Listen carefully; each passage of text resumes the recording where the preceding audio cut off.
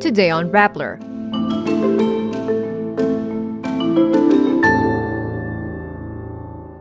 Vice President Sara Duterte says if she gets impeached, that will be her end. Sara Duterte says her father's flagship anti-terror law is being used against her. AFP Chief Romeo Brawner says the replacement of Vice President Sara Duterte's security is only temporary. The International Criminal Court seeks an arrest warrant for Myanmar's junta leader for persecuting Rohingyas. Vice President Sara Duterte appears resigned to her fate in the event she is impeached. If I get impeached, then that is my end.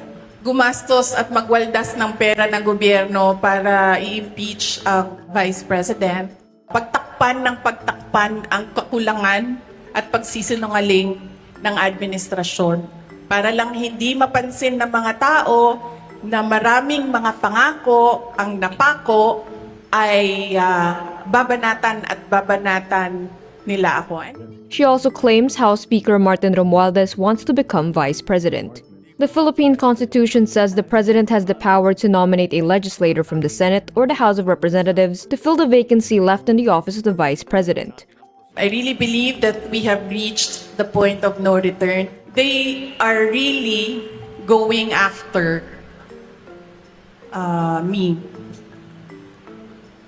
At gusto talaga nila akong tanggalin sa posisyon.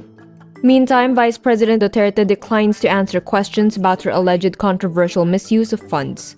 Asked about how her office was found to be violating the rules of confidential funds use as contained in a Joint Memorandum Circular or JMC, I will not answer a question na si Bons Magsupol ang nagsabi na there is a violation of the JMC. I will only answer kung nagsabi ang COA if there is a violation of the JMC. Vice President Sara Duterte says the Marcos Jr. administration is making use of the anti-terrorism law to harass her.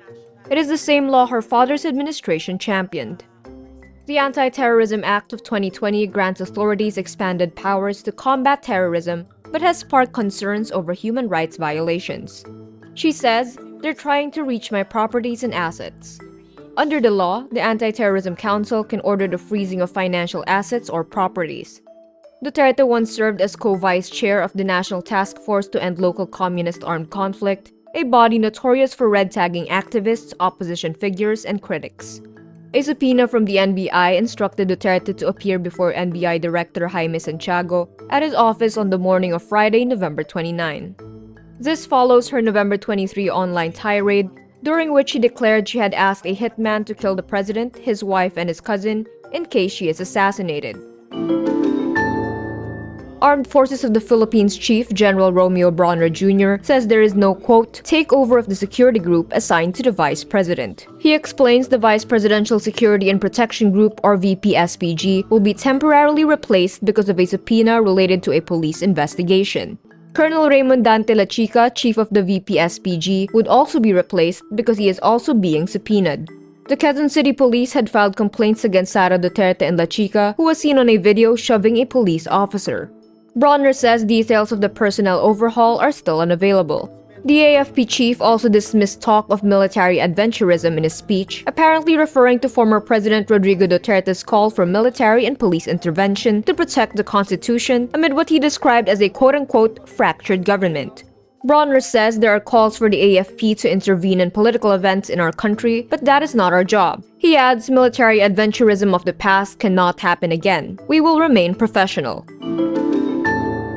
The prosecutor of the International Criminal Court says he would seek an arrest warrant for Myanmar's military leader Min Aung Hlaing for crimes against humanity over the alleged persecution of the Rohingya, a mainly Muslim minority. A panel of 3 judges will now decide if they agree there are reasonable grounds to believe General Min Aung Hlaing bears criminal responsibility for the deportation and persecution of Rohingya in Myanmar and Bangladesh. It generally takes around 3 months to rule on issuing an arrest warrant. A spokesperson for Myanmar's ruling junta did not answer calls for comment. More than 730,000 Rohingya Muslims have fled to Bangladesh during the campaign which the United Nations investigators said was carried out with genocidal intent. Buddhist-majority Myanmar denies accusations of genocide, saying it carried out military operations against terrorists. Myanmar is not a member of the treaty-based ICC, but the court has jurisdiction over alleged cross-border crimes that partially took place in neighboring ICC member Bangladesh. And that's today's wrap. I'm Kara Oliver. Thank you for watching. Click the link below for the full story. Follow us on Rappler's YouTube, Facebook, X, Instagram, and TikTok.